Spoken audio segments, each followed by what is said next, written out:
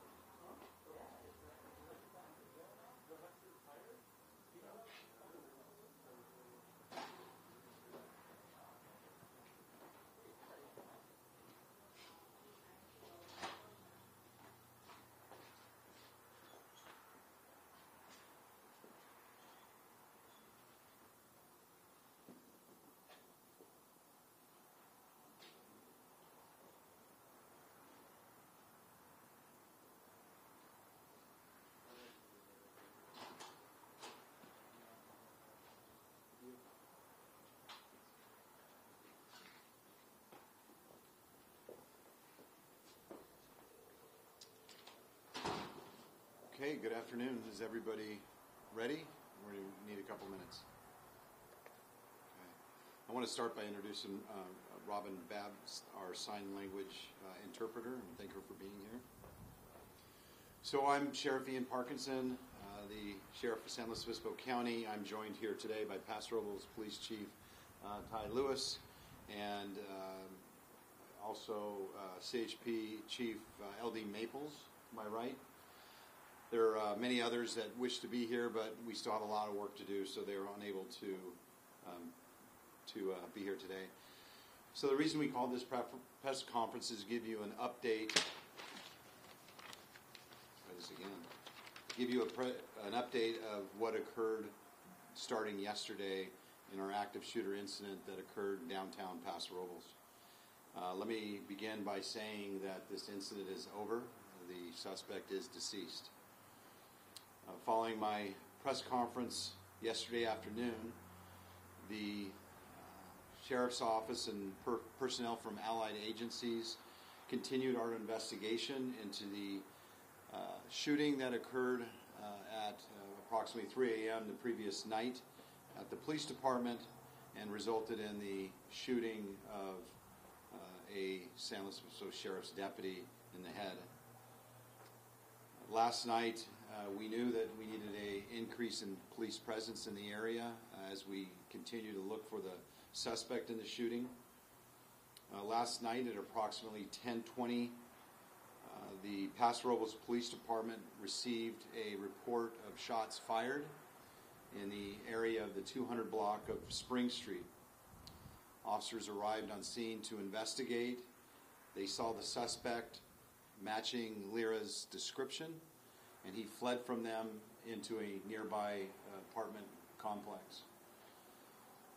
Officers surrounded the complex in the area with the resources they had at the time, and unfortunately, Lyra escaped through the riverbed south, as we determined a short time later. The suspect was again encountered down at Ramada and Highway 46. Lyra, the suspect, was spotted and fired several shots at officers that responded and once again retreated back into the riverbed. Overnight, law enforcement officers were summoned. We used the assistance of the FBI SWAT team to assist, along with many other agencies, to contain the area of the riverbed.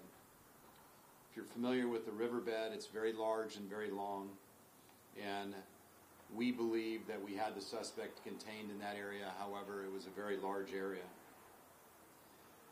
This morning, we made plans to begin our search of the riverbed, and so we summoned assistance. We received assistance from the Kern County Sheriff's Office, the FBI again, the regional SWAT team, and Kings County Sheriffs, to name a few. Our plan was pretty straightforward yet complex in the sense that we knew we had to search a very large area with a very dangerous person that was already wanted for suspicion of a murder of a resident and also the shooting of the deputy sheriff and the shooting at other police officers. Our plan was to begin a systematic search beginning in the riverbed area adjacent to the fairgrounds. The reason why we wanted to begin at the fairgrounds was because that seemed to be the place that we had spotted him before. We believed it was a good spot for the perimeter that we had set up. And we intended to search all the way down from that area of the fairgrounds all the way down to Templeton High School, which is south of us here at this station. We had formulated the plan, and the most critical part of the plan is that we did not want the suspect escaping into any of the neighborhoods in Paso Robles or in Templeton because of the danger that he posed to ordinary citizens and to law enforcement. So we sat on it overnight. We had the perimeter contained. We began moving resources in to implement our plan. And the suspect, who was hiding nearby one of our containment units, began firing at officers on the perimeter. They struck an Arroyo Grande sergeant that was in town to assist. He struck him in the calf. It was a through-and-through wound to his calf. He was taken from the scene to the hospital where he was treated for his injury. As soon as that shooting started, we summoned all the deputies and officers that we had at the command post at the fairgrounds, immediately went to the area to contain a much smaller area to begin searching and apprehending the suspect. After we were all in place and began to implement a plan to begin a safe search, the suspect came out of hiding, began to crawl up a short embankment in between two of our containment units. They immediately spotted him coming from the brush, and he reached a short hill I would probably describe as just probably 5 to 8 feet, but steep. He reached the top of it and immediately began to run into the vineyard where the hill was next to.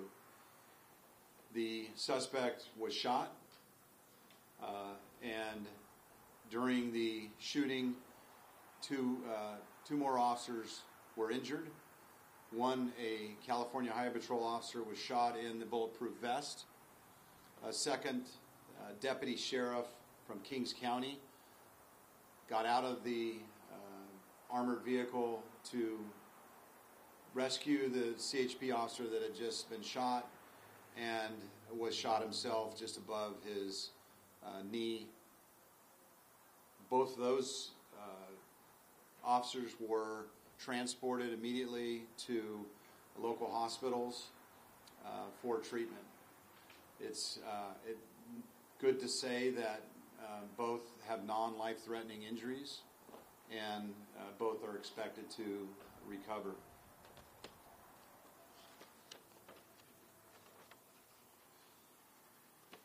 Detectives discovered 2 loaded handguns on the suspect that we believe were taken in a commercial burglary that occurred the day before the deputy shooting in the city of San Luis Obispo. I'm going to now turn it over to the chief to describe further. Good evening. I just wanted to update everybody a little bit on the homicide investigation that has been linked to this particular incident as well. So the investigation on that is continuing. At this point, our primary suspect is Mr. Lira. We were able to recover evidence at the scene that linked the firearms used in the siege on the police department, and that was used to shoot the deputy on the morning of our incident. We believe that all of those are linked, but however the investigation is still continuing. I also want to say a couple words to a few specific groups this evening. First, it's not lost upon, I think, the sheriff or myself, what happened today to Mr. Lira and his family. Our thoughts and our prayers are with his family. It's going to be a tough time for them dealing with everything that's gone on. I also want to everybody in the community to pray for our law enforcement officers that were injured during this. They're heroes, and they need to be recognized as such. It's been a long couple of weeks for the cities in this community, for the county. There's been a lot of fear, a lot of anger, and I think it's a quintessential moment in time right now where it really stood up and showed what our community is made of. Our law enforcement officers have been working pretty much around the clock for the last 2 weeks, and it culminated with these tragic events that have been unfolding over the last couple of days. There was officers from every agency in this county here today. They all banded together to protect the community, and it really does kind of reflect the best of what our county is made of in the law enforcement ranks and in professionalism, and I hope that the community recognizes that.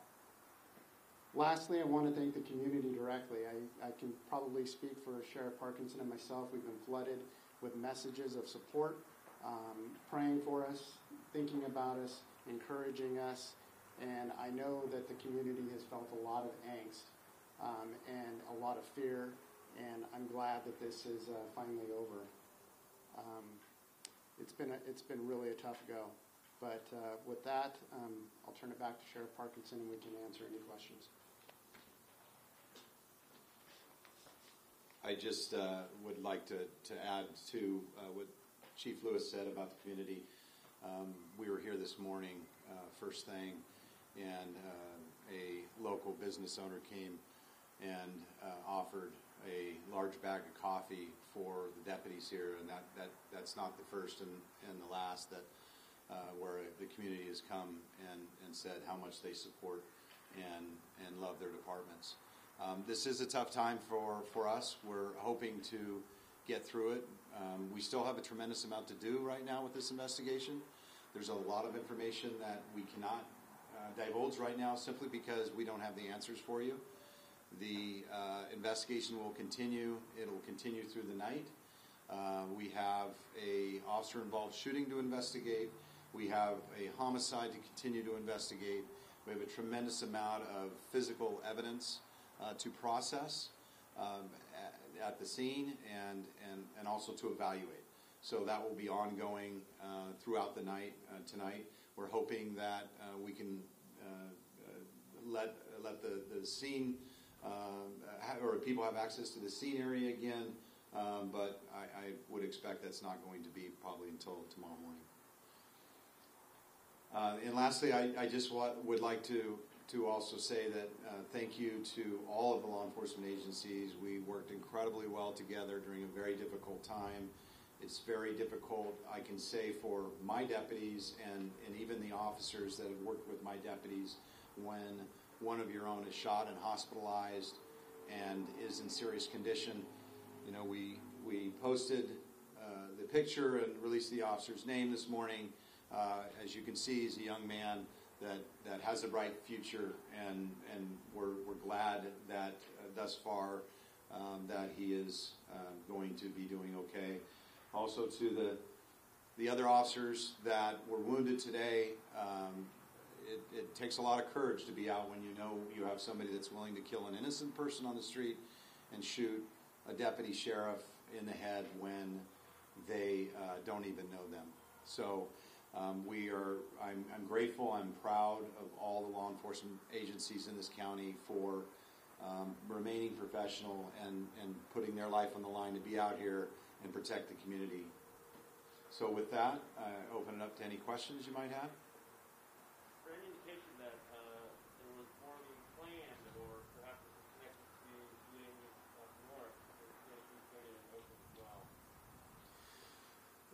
Well, first about the connections to up north, meaning Santa Cruz or maybe Oakland, we have no indication at this point that they are connected to that. We do know that our suspect did spend time in the Santa Cruz area, but we have no indication that there was a connection.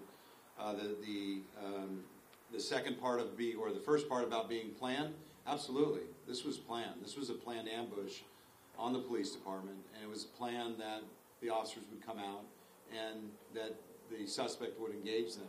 And the reason I know that is because it happened over about an hour and a half period of time with the suspect moving and not trying to flee. If it was a simple attempt to vandalize, the suspect would have shot at the station and immediately fled the area. But he remained waiting for officers to arrive, officers to come out, and he shot him just like he shot my deputy from a dark corner of the community when my deputies arrived and got out of their car. So I think it was absolutely planned, and he intended to continue.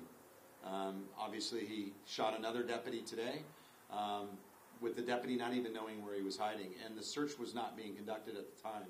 They were simply maintaining a perimeter to make sure that the suspect didn't get loose in the community, and they were once again shot from the bushes and hiding to an unsuspecting officer. Unfortunately, that's not life-threatening injury, but nonetheless, being shot is a very traumatic event in your life.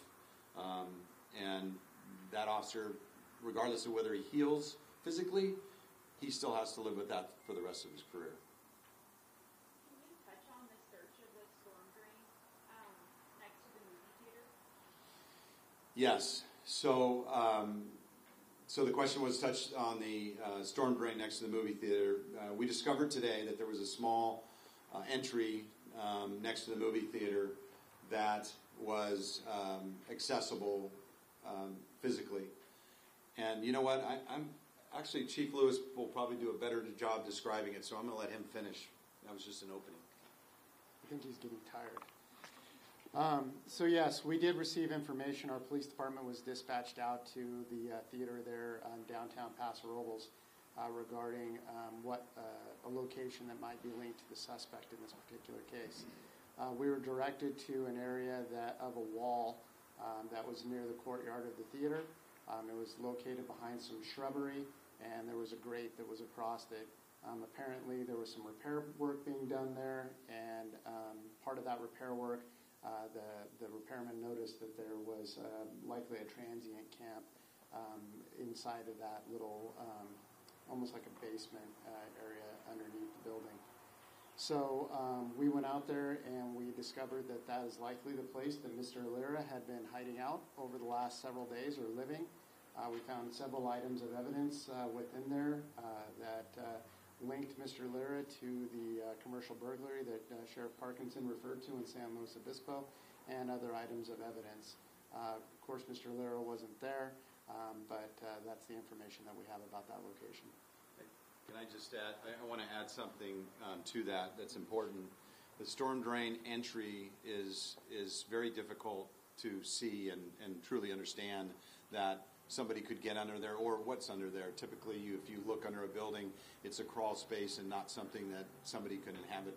That was a little bit different. There was space and quite a bit of space. On the opposite end of the building that small room was connected to was another steel grate. That steel grate was clearly visible and was locked. The night that we had been searching for Lira, officers and law enforcement did check that and look in that grate with flashlights. Saw nothing, saw no obvious way of entering that, being unknown to them that the other grate was accessible. I just feel very fortunate that our officers did not either spook him or if he was there that he did not decide to shoot those officers, because he would have had probably clear shots at law enforcement from that position of really covering concealment. It may sound like a silly question, but yesterday you called into action cowardly. What were your feelings today when you're hearing that your suspect was captured? Well, I stand by that. He was cowardly. He hid in the bushes or hid in the night and shot at and shot one of my deputies in the head. I think that is a sign of being a coward. I think today was another act of that. Shooting from the bushes and wounding another officer, to me, again, the same act. That doesn't mean that the outcome we wanted was how it ended today. As a matter of fact, you may recall Chief Lewis yesterday stated that we wanted him to turn himself in. We wanted family to turn himself in. We wanted a peaceful ending to this. That is not our job to pronounce sentence. And we were hoping nothing more than for him to finally give up, come out of the bushes, come out of hiding and say, I give up. And that didn't happen. But he, again, unprovoked attack, not only on our officer, but last night shooting in an area that easily could have injured another citizen. I feel that he's the one that made that decision and forced our hand to make our decision. And do you have any sense of motive, or did he say anything, or do you have any idea of his mental state during this episode? We don't yet. We could all we could all guess, but the reality right now is that's part of our investigation, looking into his background, interviewing other people. Even though it ended today like this, we cannot conclude our investigations without completing them, and that includes the homicide, but also includes us determining what was the root cause of this, if we can determine. Motive is always a very important item in any investigation, so we will continue to try to determine what the motivation was that he would want to shoot this innocent person and shoot law enforcement. Was your handgun to counsel today the same weapons he used to shoot the police department and everybody else? We know they're the same calibers. They're two different caliber weapons. They were both calibers that we found at the scene where the officers were shot at and the deputy shot, and also at the scene where the victim was murdered.